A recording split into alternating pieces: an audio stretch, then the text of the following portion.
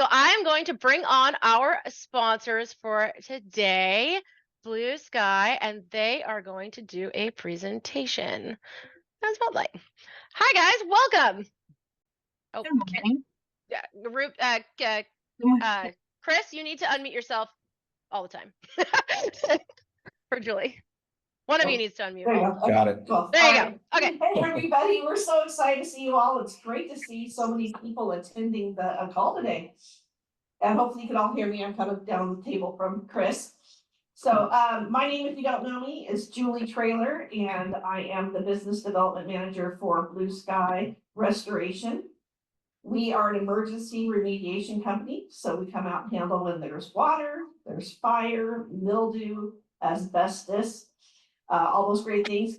One thing I found in my few months that I've been with the company is when we are requesting to test for asbestos at properties, board members and managers are confused, thinking that maybe asbestos is illegal and that we can't use, it's not anywhere in the United States anymore, or something from like the 70s and 80s, but that's not true. So with that, I thought it was a really good topic for us to possibly talk about to help you all feel empowered and knowing a little bit more, so that when projects are moving forward, there isn't extensive delays due to trying to get testing done to keep a project moving forward. So with that said, I want to introduce you to Chris Rubio, who's one of our expert project directors here at BluSky. Fun is I actually worked with Chris when I was a community manager, so it's kind of fun to be working with him again at our great company. And also our branch VP, Sandra, is also on the call as well to help answer questions. There she is. So here we go, Chris. Quick question, Rachel, are you running the presentation or am I the slideshow that I gave you? One of you guys needs to run it, but I can make whoever a co-host for it. Okay, cool. Great, thank you. I'll do it. Go ahead, Chris. All right. Well, like she said, I'm Chris Rubio. I'm one of the project directors here at our Sacramento office. Just to touch on a little bit of confusion for the asbestos world. It's frequently available and readily found everywhere.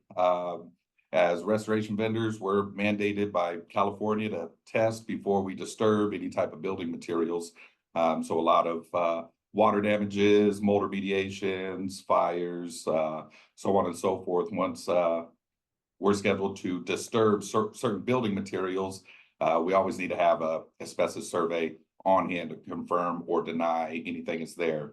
A lot of misconception about asbestos is that it's been banned. It's no longer going to be found or only found in old buildings, but it's in fact, you can go to Home Depot today and there's about 800 or more products on their shelf that have asbestos containing materials in the product.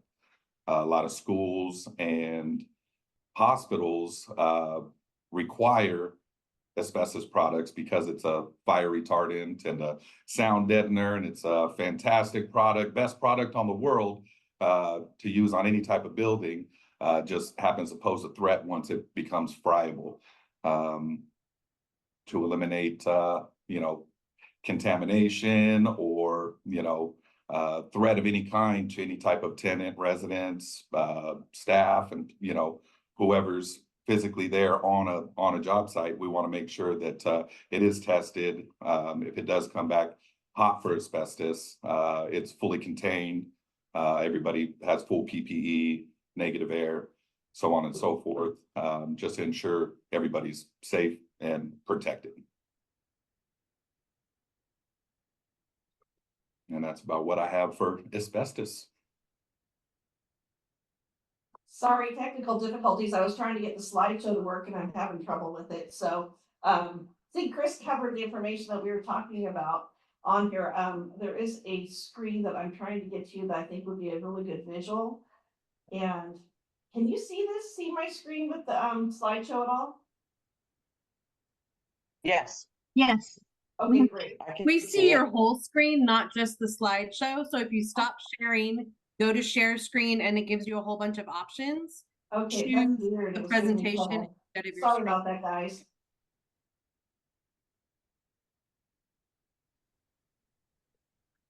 I'm out of Zoom practice. Let's see here. Yeah, mine's saying that it's not giving me access other than just this one screen. All right. All right, I think this is the main screen. It's a good one for you to see. Yeah. That Chris can review to you. It's really eye-opening to find out where all asbestos items are in your properties.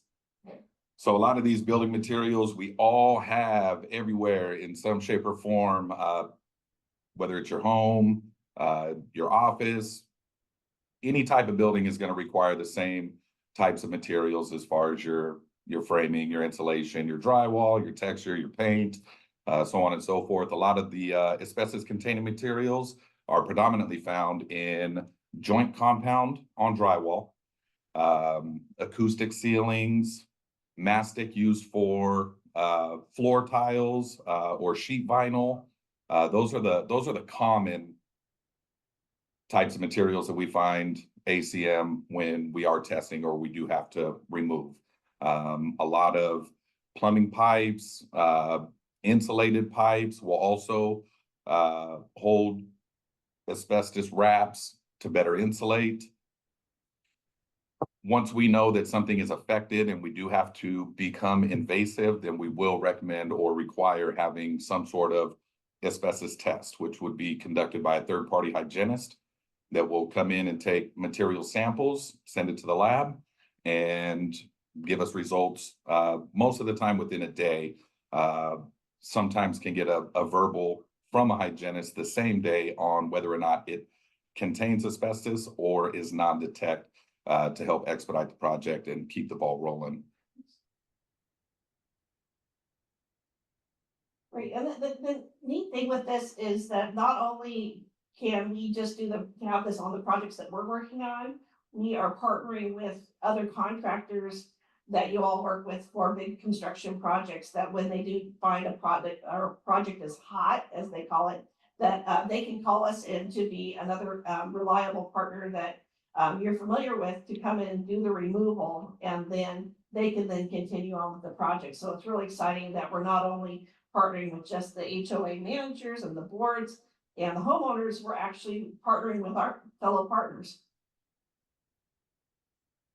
And then a little bit more about BluSky on just kind of close it up really quick. I know you guys all have a busy day, but what sets us apart is that we are a one-stop shop. We can do everything from that first drop of water, that first bit of smoke.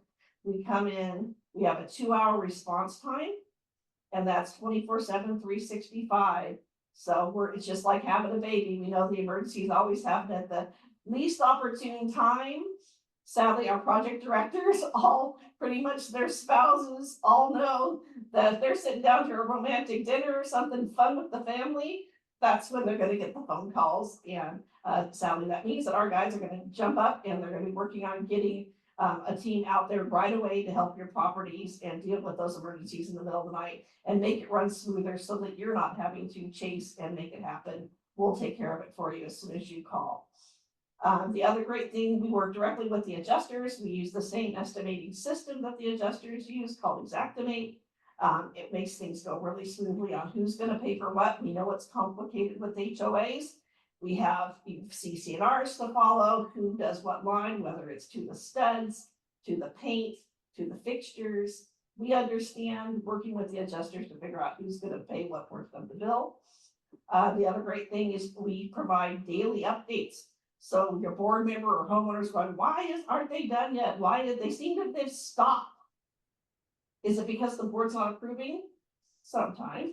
Other times it's because we're waiting for a product or the place needs to dry up better. Until it comes back with the dry report, we can't start doing the rebuilds and things like that. But they're going to get daily reports that include pictures and a full explanation of what's going on, so that everybody is feeling empowered and informed with the project. And then with every project, you have one point of contact. You may have made the call into me or to Chris or to our dispatch, but as soon as the job starts, you're gonna have one point of contact, and that would be someone like Chris or one of our other project directors on there. So from what I've heard, Nobody else does those daily reports to help you feel like you're getting true information all the time. So with that said, does anybody have any questions? I know we went pretty fast with a lot of information.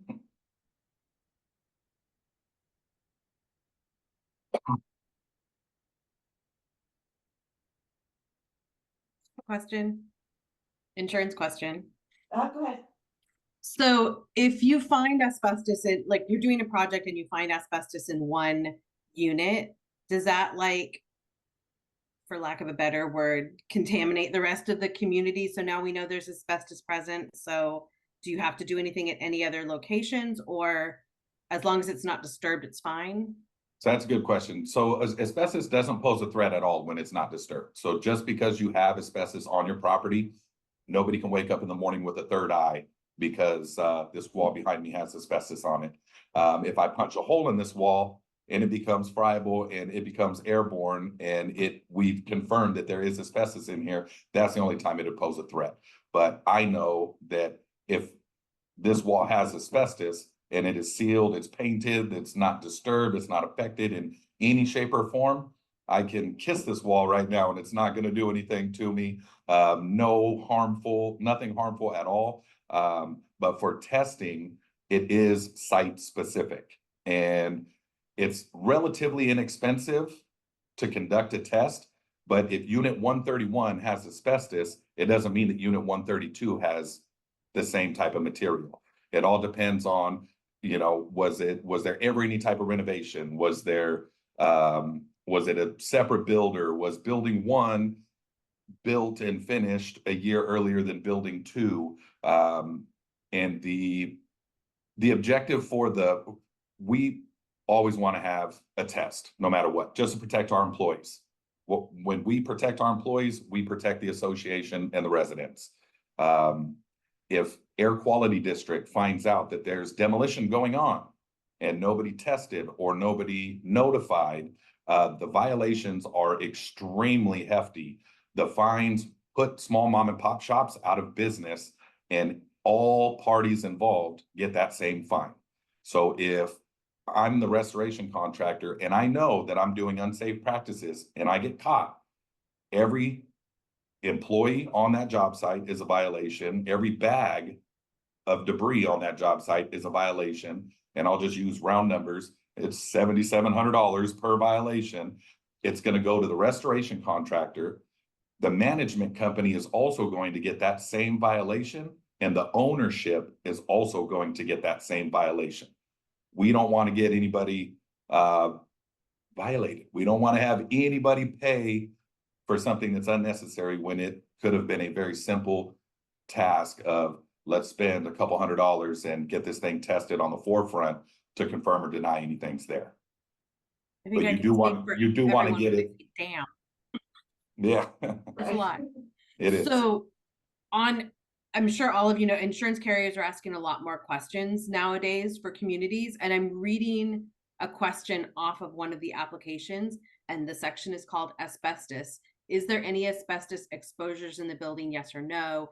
And then it asks, there's like check boxes for ceilings, floors, boiler room, pipe insulation, and other. So me as an insurance agent and all the community managers, if we are posed with this question, if we know that it's found in one spot, like what you're saying, doesn't necessarily mean it's everywhere. So how should we answer the question is what I'm getting at. So for that, that test and those test results are going to confirm or deny anything's there. One, on the insurance side, you do not want to pay for an abatement if there's no physical asbestos present. Traditional demo, removal, mitigation, or remediation is substantially cheaper or more cost effective to execute in that fashion than it is to do a full-blown abatement. So on the forefront, again, if this office is affected, and I know that we need to pull baseboard, drill holes, so on and so forth, we want to have a test for this. And then 2 weeks from now, when the next office over, if they have an issue, I'm also going to require a test for that. Because if that comes back non-detect, I would much rather let Mr. and Mrs. Adjuster know, the association, the board, hey, guess what? There's no asbestos here. We don't have to notify, we don't have to jump through the additional hoops and go through all of the required work steps to do an abatement. We can just go in there and mitigate, expedite this thing tremendously, and it's going to be a lot lower cost, and everybody's safe. And we have confirmation that there is no asbestos in the next office that's 15 feet away. Thanks. Okay. Any other questions out there?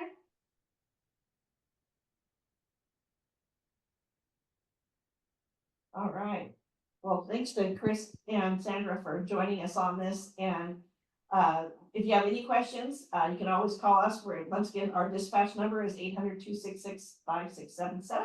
Or you can always call me, Chris, or Sandra directly to answer your calls if you need service, or just call us any questions, email me as well. I will have my contact information sent out to you as well, so you have my contacts. So thank you so much for letting us present and answer any questions on this. If you think of something later, definitely reach out to me.